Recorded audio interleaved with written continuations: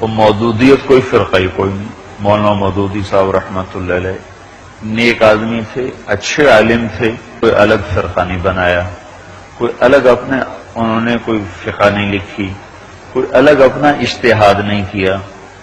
وہ پکے حنفی مسلمان تھے اور حنفی عالم تھے، اور ان کی بڑی خدمات ہیں پڑھے لکھے طبقے کو دین سمجھانے کی، اور ان کی بڑی خدمات ہیں سوشلزم کے خلاف قلم اٹھانے کی، ان کی بڑی خدمات ہیں منکرین حدیث کے خلاف قدم اٹھانے کی. حمید الدین فراہی رحمۃ اللہ علیہ بہت بڑی عالم گزرے ہیں، جن کے پھر پیروکار بنے وہ امین احسن اصلاحی صاحب، اور اصلاحی صاحب کے پیروکار ہیں آج کل کے وہ غامدی صاحب، اور وہ بالکل ہی آؤٹ ہو چکے ہیں. تو حمید الدین فراہی صاحب بڑے عالم تھے، انہوں نے بعض حدیثوں پر عقلی اعتراض کیا تو اس کا مولانا مودودی صاحب نے اس کا رد کیا اور بڑی طاقت سے رد کیا.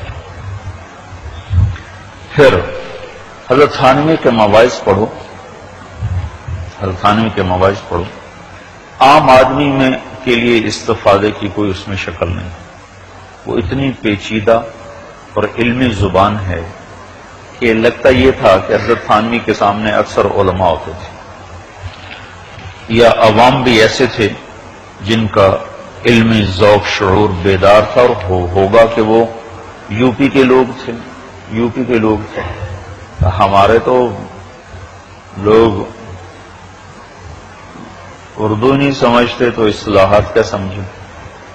تو ہمارے جو اکابرین کی تحریریں ہیں وہ تھیں بڑی پیچیدہ، جن میں علمی جھلک، علمی رنگ تھا. پہلے شخص ہیں مودودی صاحب جنہوں نے دین کو عام فہم انداز میں پیش کیا اور لوگ اس کو سمجھے. اب لوگ کبھی مواعظ پڑھنا حضرت تھانوی کے مواعظ، تو اس میں منطقی اصطلاحات اور عربی کے استعمال اور فقہی اصطلاحات اتنی زیادہ ہیں کہ عام آدمی کی فہم چھوڑو، ایک مدرسے کا طالب علم بھی نہیں سمجھ سکتا یہ کیا لکھا ہو پانی میں.